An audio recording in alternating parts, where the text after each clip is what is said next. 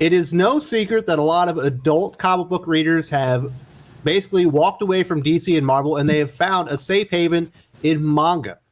In fact, Viz Media, Dark Horse, and other companies are translating as much manga as they can, trying to get into the U.S. audience, because there's an unquenchable thirst for manga on the U.S. marketplace. It is absolutely dominating comic books in the sales.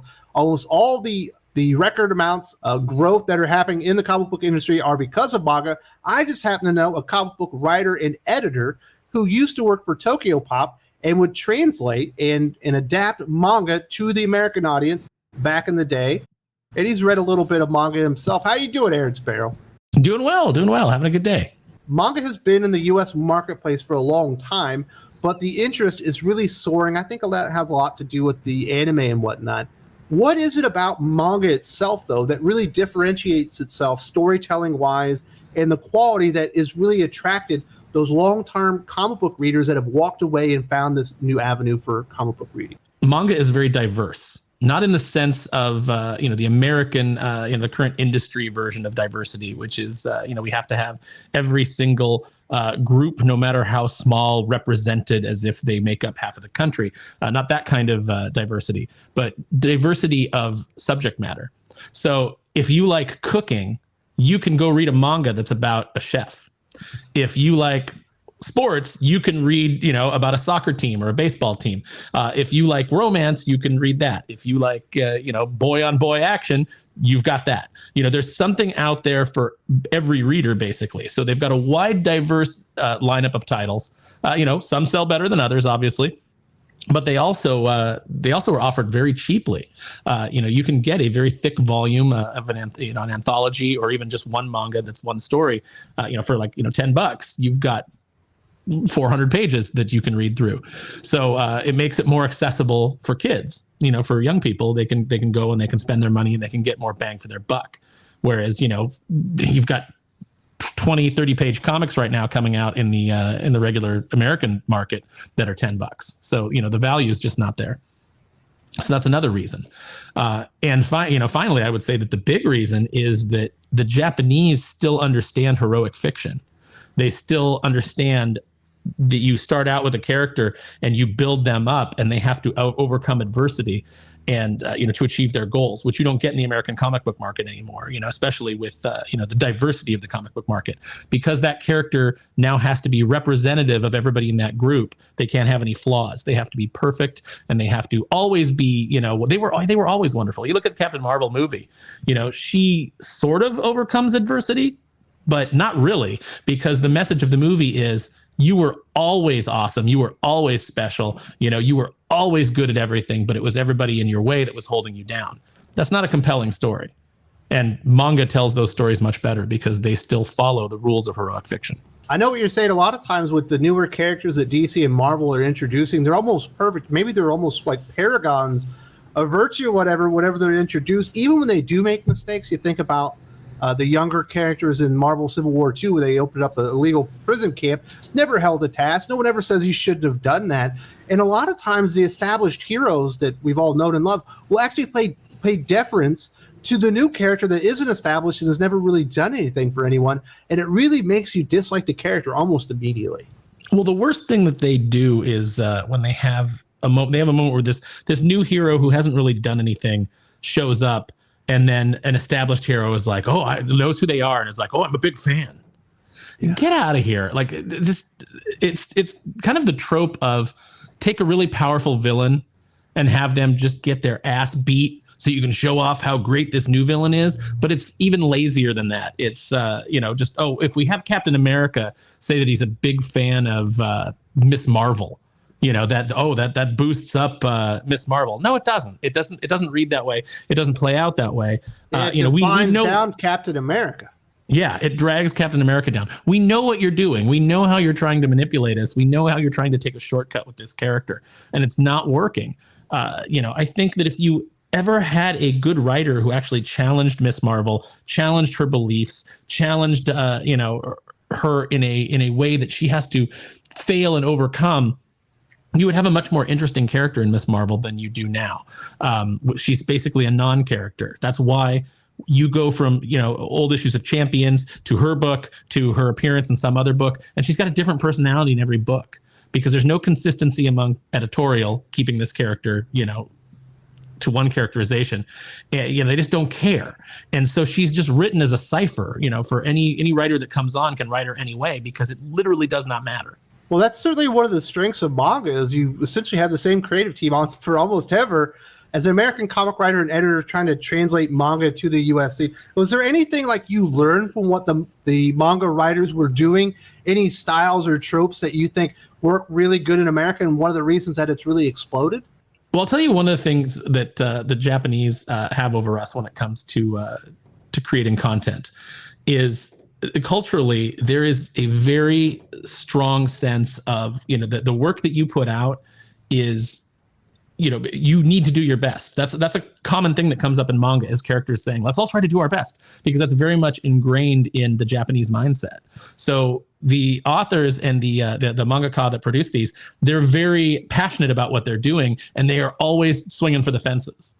They don't have people who are just kind of like taking a job and saying like, well, this is just a gig. I don't really care about this character. How do I tell my stories with this character? They're all creating their own thing, and they're all very passionate about it. They're very dedicated to their readers and to honoring the characters and progressing them forward. So they just have a very different mindset than a lot of American creators. And I think that plays into it. Again, I think the other thing is that the fact that they really understand heroic fiction and they really understand developing characters and progressing them. I had a lot of people recommending My Hero Academia anime to me, and it took me a while, but I finally got around to like watching the first season. And the first several episodes, I hated Deku. I could not stand him. He's the main character, and I absolutely could not stand him because I thought he was a little whiny bitch, and he was annoying the hell out of me.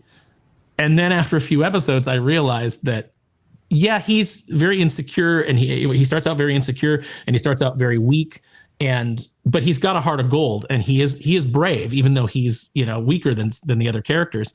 And it's that bravery that elevates him. So midway through the season, I started to really like Deku, and I realized, I have been reading modern American comics for so long, I had almost forgotten what it's like to watch a character develop. To not see a character show up fully formed, to watch a character grow and change and overcome obstacles. I was like, wow, this is, it was surprising to me because I think about these things all the time, but I realized I just wasn't used to it anymore. I wasn't used to, I do it in the things that I work on, but I wasn't used to getting it back from things that I was reading. So, or watching. So yeah, it was really eye-opening to me. Yeah. It's one of those things when you have a character, when they finally win, it means so much more if you were there for them when they lost. And it felt like it was hopeless and they were never going to be able to do the things they want to do. They finally overcome it and they get that big victory. Obviously, you get small wins along the way. America, they just go to the finish line. It's like, yes, you're Squirrel Girl and you're beating Thanos. And you're like, Thanos, really? Squirrel Girl? Well, I guess she's unbeatable. No, I don't think anybody counts that book as canon. Well, nothing Ryan North does should be canon. Yeah, it's absolutely ridiculous. And how many villains have they turned into jokes so that they can, because the writers aren't interested in that. They aren't interested in telling the conflict. They aren't interested in having their characters face that kind of adversity. They don't understand it because a lot of these writers are young and they've lived in a very soft times and they haven't really faced any adversity themselves. So they don't understand what it's like. Comics used to be written by guys who had gone to war and, women who had come up through, through times of struggle, when, things were a lot harder for women, so you had things that you could draw on from your personal experience. And I feel like we don't have that with a lot of current writers. That's why so many of just take the X Office right now. A villain shows up and they're a complete joke. Nightmare shows up and he's just completely, a character that has taken on Doctor Strange, the Sorcerer Supreme, and been a threat. And he just shows up and he's just made a joke. Taskmaster has become a joke. He used to be a great villain. You've even seen it with Doctor Doom. You've seen Doctor Doom, show up and he just gets humiliated. And it's like you guys have cut the legs out from all of your villains because you don't know how to write. And you've made the entire Marvel and DC universe poorer for it. Well, I think something that you've mentioned here a couple of times is the investment that the creators, the mangaka, have in the book themselves. It is their creation. These are their characters. They don't just hop around from universe to universe to character. That's what their livelihood is. I think the fact that we're still working with these characters at DC and Marvel for the most part, and none of the original creators are anywhere near these characters. So what do you care if you go and ruin something else that other people love or put their heart and soul into? You didn't do any of that stuff. You got none of that sweat equity into it. So you can go out there and make them a complete joke or completely destroy the character. Whereas the manga creators, that's probably like a piece of them in there. Yeah, no, absolutely. You were almost Ian Malcolm there for a second. You were like, you stood on the shoulders of giants, and you took the next step. And that's basically what you have. And you have a lot of people who are interested in deconstructing these things because, these things were made by, white males. And now we need to, humiliate Captain America. We have to drag Captain America down because how dare a character, that they're saying created by white males and created by two Jewish men, as far as I know, they've got to be torn down because they're a symbol of something that this current writer doesn't like. You have a responsibility when you come in and you're working on something that you don't own, that was created by people who are, better creators than you. You have a responsibility to preserve that legacy and leave it intact for the next writer that comes along, for the next generation of writers that comes along, for the next generation of readers. When I took on Darkwing Duck, now obviously I was a fan of the property. I didn't just come on and say like, okay, well, how can I tell my stories with this character? I was like, what kind of interesting Darkwing Duck stories can I tell? How can I honor the legacy of what was on the show and build on it and do some new and original things, but still remain true to the hearts of the characters as they were originally presented. That was my focus, and that would be my focus with any book that I came on, whether it's Captain America or Guardians of the Galaxy or Superman. It's how do I preserve the legacy of this character and leave him hopefully better than I found him. And I feel like if more creators had that mindset, the comic industry would not be in the poor shape that it is. Are you surprised that people are stepping away from American comics and finding their way over to manga? The book reads backwards. The pages aren't normally in color. There's a lot of changes in there. No, because those things are bells and whistles, essentially. What matters is the story. What matters is how the characters make you feel, what your attachment to them is. And manga is doing that so much better. You've got Fabian and Fabian Echenza and Ron Mars and Tim Seeley out there, like, on Twitter, the book, look at how good comics are doing in the book market. I was told by, 44-year-old man children that, the comic industry was dying. It's like, okay, you're up 14%. The rest of the market is up 300%. What does that tell you? That's not growth. That's a mild swelling based on the popularity of something else. And it really shows you the contempt that they have for you as the reader. 44-year-old man children. That's how they think of you. So they're not going to deliver something that is designed to make you happy, is designed to, keep you interested. They think that you're a joke. So why would you give them your money?